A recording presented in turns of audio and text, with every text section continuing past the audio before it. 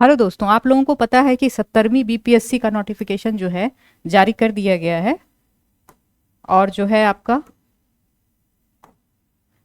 ये एग्जामिनेशन जो है आपका 70वीं बीपीएससी जो है, इसका जो एग्जामिनेशन है, पेपर है, ये आपका 17 नवंबर को बीपीएससी कमीशन द्वारा ये जारी किया गया है। तो देखिए, ढेर सारी चीज़ें आ रही हैं कि एग्जामिनेशन होगा या नहीं होगा, या सीटें कितनी होंगी, कैसे होगा। तो ये सब चीज़ों पे मुझे लगता है कि कभी भी सीरियसली आप लोगों को इस पर ध्यान नहीं देना चाहिए।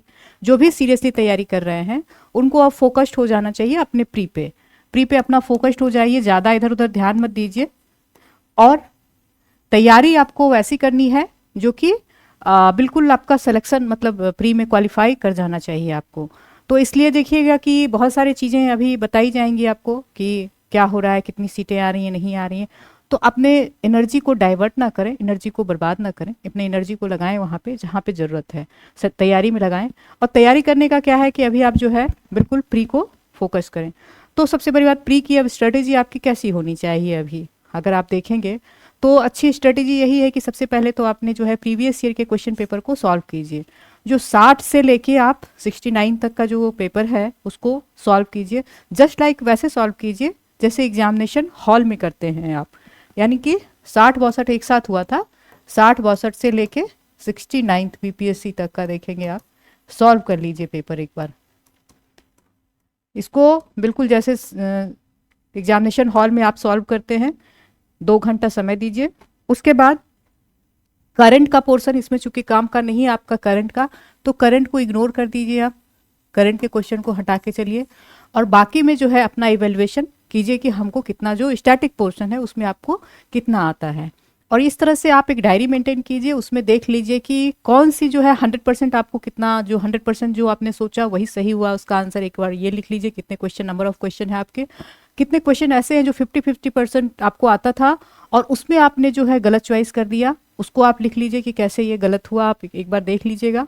और तीसरा चीज़ ये लिखिए जो कि आपको नहीं आते थे लेकिन आपको आना चाहिए था, क्योंकि सिलेक्शन के लिए कुछ क्वेश्चन ऐसे होते हैं, अगर आसान क्वेश्चन आपने गलत कर दिया तो फिर आप सिलेक्शन से बाहर हो जाएंगे, क्वालिफाइंग से बाहर हो जाएंगे। तो वैसे क्वेश्चन को देख लीजिए जो आपको आना चाहिए था, जो सभी बच्चे करेंगे और वो आपसे नहीं बन रहा है। ये 3 स्ट्रेटेजी अपना बना लीजिए कॉपी में, ये प्रीवियस ईयर के लिए। फिर दूसरा कीजिए आप कि अपने जो नोट्स है उसको तो आप हमेशा दोहराइए ही, एक करंट मैगजीन अच्छी सी ले लीजिए जो कि पूरे ईयर का आपको अच्छे से बताए कि क्या क्या घटनाएं घटी हैं, और उसको एक बार देखिए और उसको पढ़िए। और तीसरा काम करना है आपको कि कोई अच्छी टेस्ट सीरीज ज्वाइन करनी है। कम से कम आपको जो है मेरे ख्याल से 60 टेस्ट पेपर दे देना चाहिए आपको। और 60 जब पेपर देंगे तो आपको जो है कॉन्फिडेंस भी आएगा, और आप जब जाएंगे एग्जामिनेशन में क्वेश्चन पेपर मतलब जो भी आपके टेस्ट सीरीज हैं, ये जहाँ पे अच्छा हो, इसमें आप ध्यान रखिएगा कि जिसमें थोड़ा सा लेवल हो, और जहाँ पे कि आपको पर्सनली मतलब बताया जाए कि इवेल्युएशन सही तरीके से किया जाए और आपको पर्सनली बताया जाए कि यहाँ यहाँ इस एरिया में गड़बड़ी है और आप जो है यहाँ पे ध्यान दीजिए।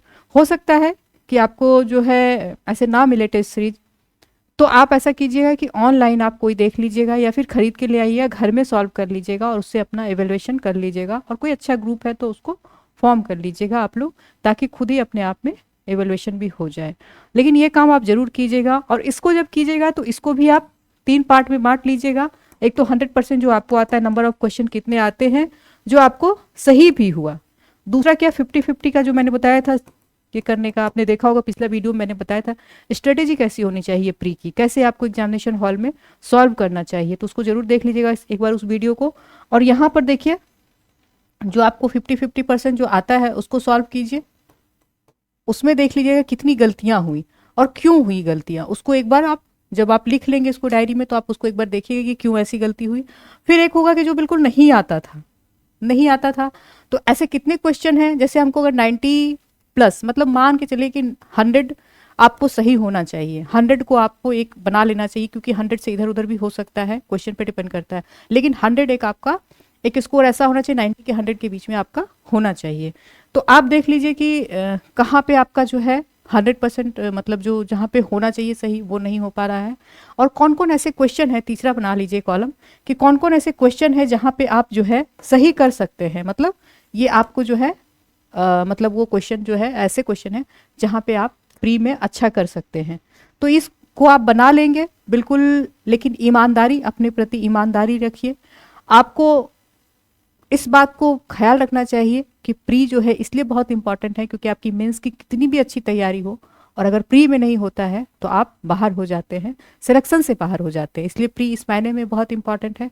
और चूंकि नेगेटिव मार्किंग है और क्वेश्चन का स्टैंडर्ड बहुत अच्छा कर दिया गया है बीपीएससी का भी, तो जब यूपीएससी का एग्जामिनेशन खत्म होगा तो बहुत सारे लोग यूपीएससी वाले भी देने आएंगे और यूपीएससी वाले का मतलब चूंकि उनका लेवल तैयारी का थोड़ा अच्छा रहता है तो उनको बहुत ज़्यादा ज़रूरत भी नहीं पड़ती कॉन्सेप्चुअल की। तो आप लोग ये इस चीज़ को ध्यान रखिएगा कि आपकी फाइटिंग भी उनके साथ है जो यूपीएससी की तैयारी करते हैं।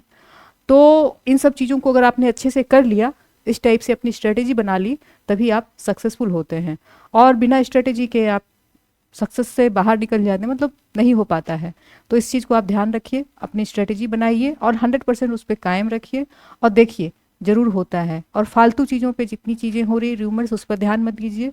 सीटें आएंगी, एग्ज़ाम होगा, लेकिन अपना एक टाइमलाइन बना लीजिए कि 17 नवंबर को एग्जामिनेशन और हमको उस हिसाब से तैयारी करनी है। धन्यवाद।